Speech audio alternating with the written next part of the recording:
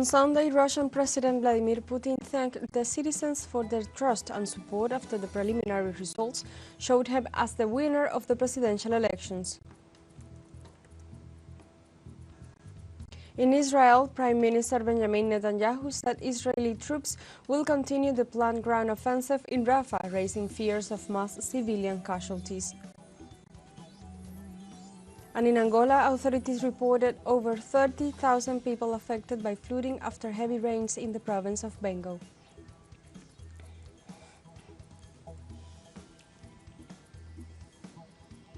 Hello and welcome to From the South. I'm Alejandra Garcia from teleSUR Studios in Havana, Cuba. We begin with the news.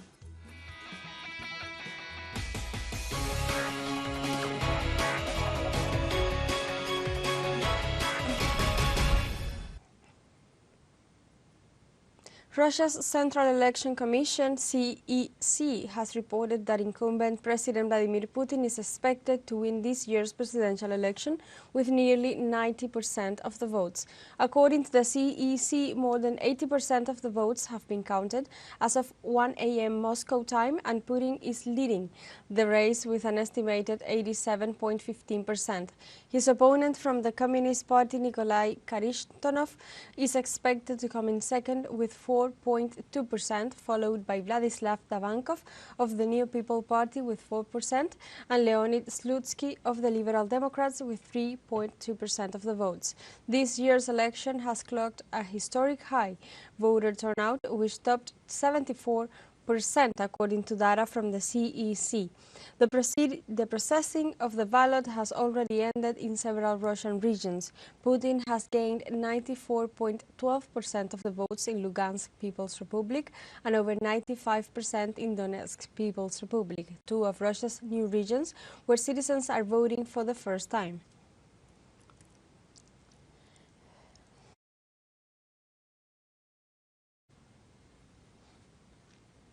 In this context, the President of Russia, Vladimir Putin, spoke to the press after the first results of the counting of the votes cast in the presidential elections were presented, which shows a wide victory for the president.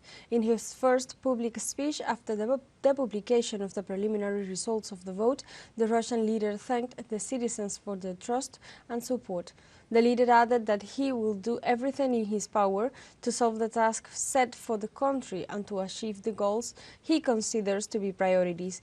Furthermore, the president said that the elections demonstrated the cohesion of the multinational people of Russia and that the results obtained shows the unified will of the people.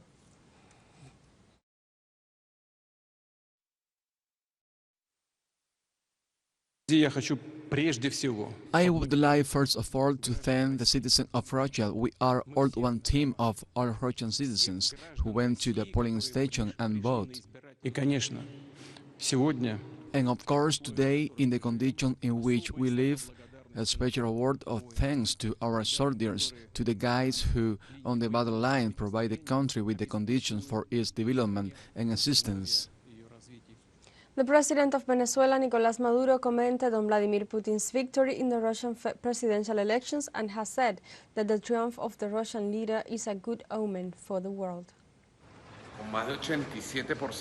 With over 87%, Putin has completely won the war against the entire collective empire of the West, in a demonstration of the values of the Russian people, which is marking the long road with the victory of President Vladimir Putin, is marking a long road of vindication of the new Russia, of the great Russia for the multipolar world, a world of balance. So our big brother Vladimir Putin has won. These are good omens for the world for this year 2024. Congratulations, you are winning in all the battlefronts, Putin and Russia. On Sunday, the Venezuelan Foreign Minister Ivan Gil, on his social network account on X, congratulated on behalf of the Venezuelan people to the President Vladimir Putin and his political movement for the overwhelmingly electoral victory. In this way, Gil also dedicated a broad recognition to the glorious Russian people for their deep commitment to democracy, expressing their extraordinary participation in this successful election day. On the other hand, Cuba also joined the nations that have expressed their joyfulness with the triumph of Vladimir Putin. In this sense, the Foreign Minister of Cuba, Bruno Rodriguez, congratulated through social network X the leader Vladimir Putin for the re-election and emphasized that this victory constitutes a clear demonstration of the Russian people's recognition of Putin's administration.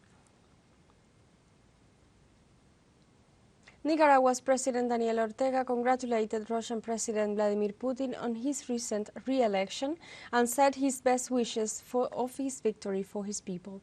Ortega commented that in these times of instability and violence in a world where we need peace, harmony, joy, and goodwill, we celebrate your triumph as a contribution to the indispensable stability of the international community in order to continue creating a future of well-being, science, prosperity, cooperation, and solidarity. Likewise, the Nicaraguan leader congratulated the exemplary and calm electoral days that have taken place in that enormous fellow country, and we reiterate to you our respect, always in unwavering brotherhood and support in all just causes. We wish you a new time of progress, of encounter, dialogue, and what we all long for, joy, hope, and human fraternity. Ortega concluded sending our best wishes for personal health and for the victories, many victories of his people, and for peace on the planet.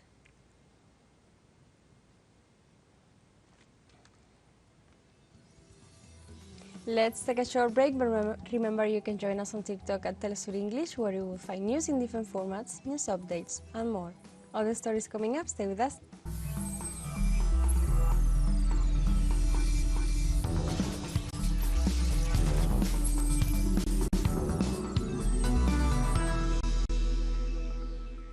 Welcome back.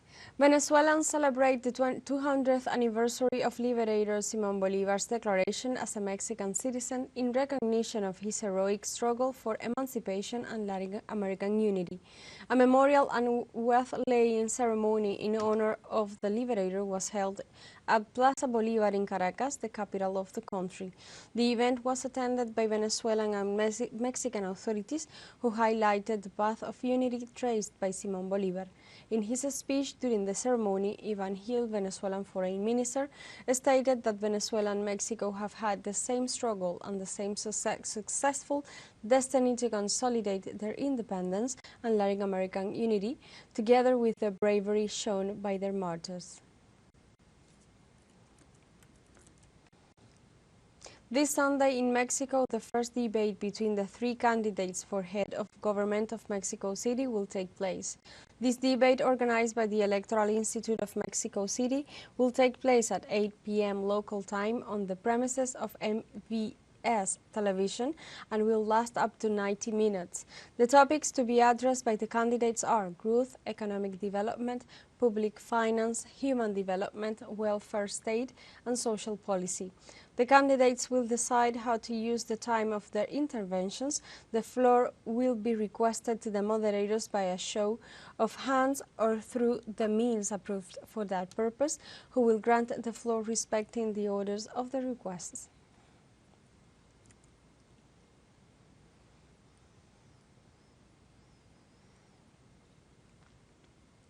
Haiti's National Police said on Saturday that several members of the gang alliance commanded by Jimmy Cherizier, known as Barbecue, were killed in a shootout with police officers.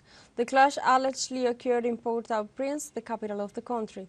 According to national media, the operation started in Lower Delmas and was aimed at capturing Cherizier. The gangs commanded by Barbecue already have control of 80% of the capital's territory. However, police commanders affirmed that this operation has been a hard blow because in addition to the gang members neutralized, weapons and ammunition were confiscated. While violence grows on the streets, the formation of the Government Transition Council is still a draft.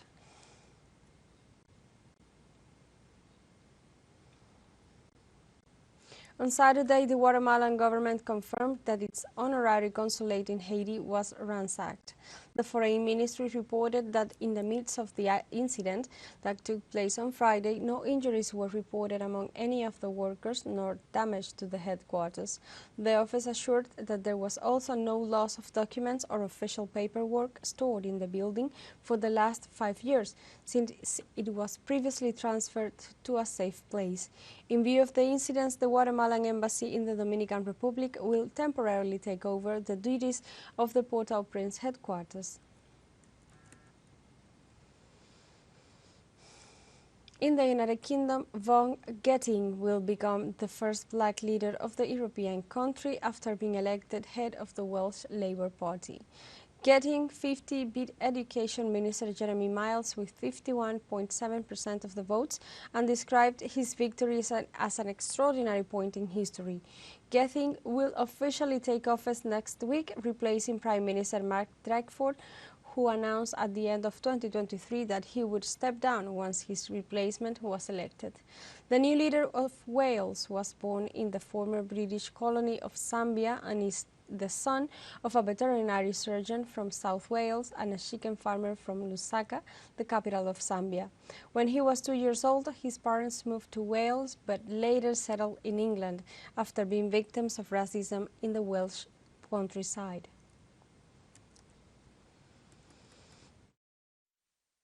You know, this hasn't happened before. That isn't because other people haven't wanted to, haven't had the drive, the determination or the ability. I'm the only person that looks like me to represent a Welsh constituency in either of our national parliaments.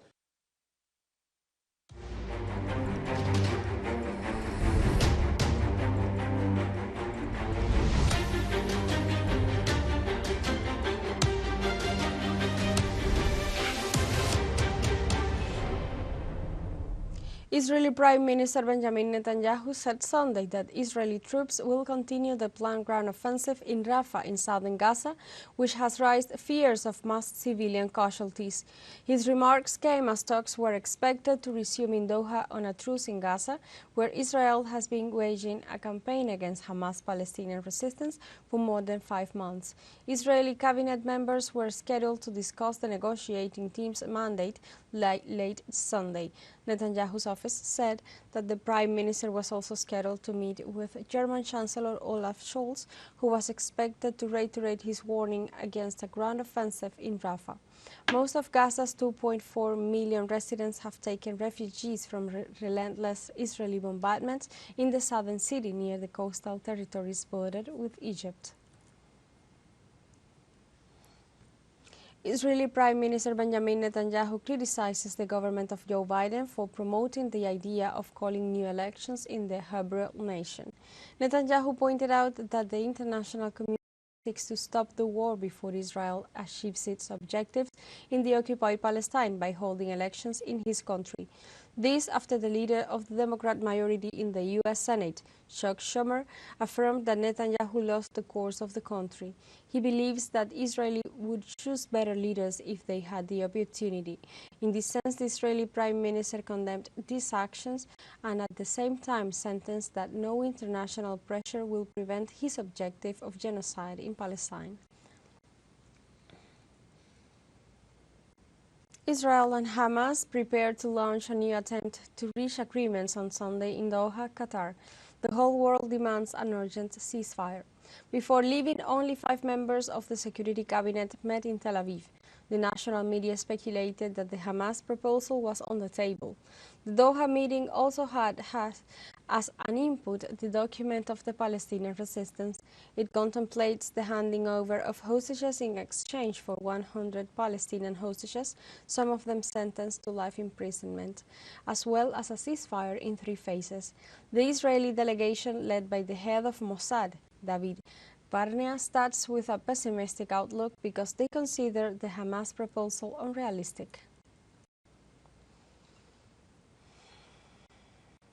Large demonstrations took place worldwide for a ceasefire in Gaza and the right of the Palestinian people to freedom, while the genocidal Israeli army killed 92 people, almost all of them women and children, in less than 24 hours. In addition to deathly toll, Palestinian authorities registered 130 wounded. Israeli fighter planes bombed Khan Yunis and Rafah overnight. Almost simultaneously, occupation forces blew up a house in West Gaza and another in Deir al-Balah. This latest onslaught brings the death toll to 31,645 and the number of wounded to over 73,600, according to official figures endorsed by the World Health Organization. We have a final short break coming up, but before we invite you to join our WhatsApp community for our English-speaking audience, you can scan the QR code on screen to join directly and share the link to reach more people. Constant news coverage of Latin America and the Caribbean, as well as the rest of the world. Stay connected at Inform with teleSUR. Final short break. Don't go away.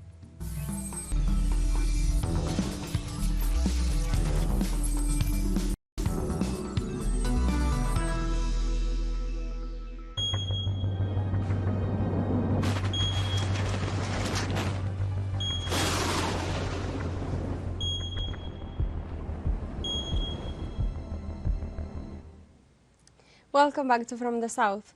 In Angola, floods due to rains leave more than 30,000 people affected in the province of Bengo.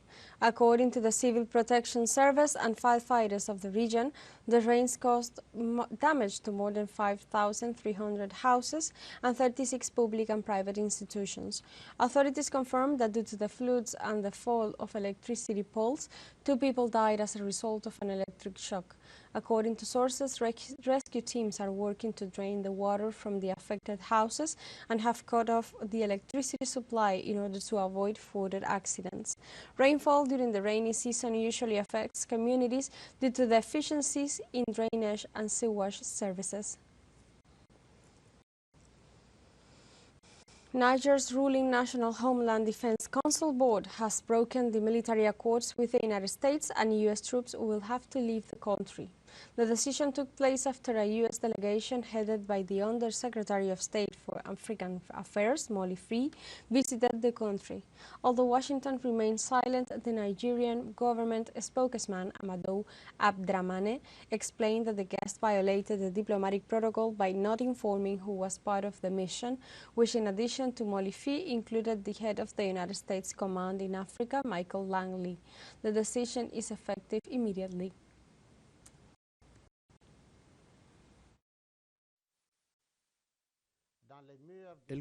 The Nigerian government, taking into account the aspiration of these people, has decided to revoke completely and with immediate effect the accords related to the status of military personnel and civilian employees of the United States Department of Defense in the territory of the Republic of Niger. In central Greece, revelers dressed as tanners and ghosts parade in costumes as they celebrate the Night of the Ghosts Carnival in the remote town of Amphissa. Residents of the small town celebrated Ghost Night on Saturday with a giant monster made of cardboard, rope and fabric. Locals rang cowbells while the sound system played the cries of ferocious animals as residents dressed up as elves, tanners and ghosts, using goat skins, horns and bell with chains on their belts. The nocturnal celebration comes from the tragic legend of a local couple, Constantis, a tanner, and Lenio, a young local girl. Constantis' ghost is said to inhabit a well and roam the town, making beastly shrieks. According to the legend, he committed suicide after Lenio was struck by a lightning and killed at the well.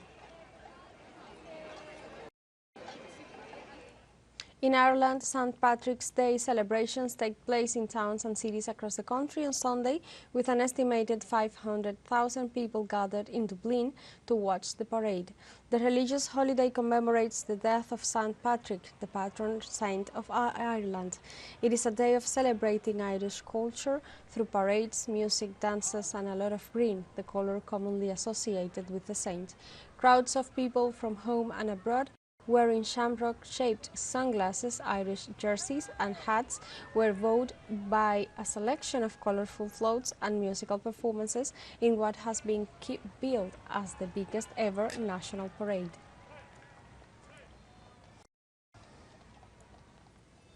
We have come to the end of this news brief, but you can find these and many other stories on our website at telesurenglish.net and join us on social media, Facebook, X, Instagram, Telegram and TikTok. For teleSUR English, I'm Alejandra Garcia. Thank you for watching.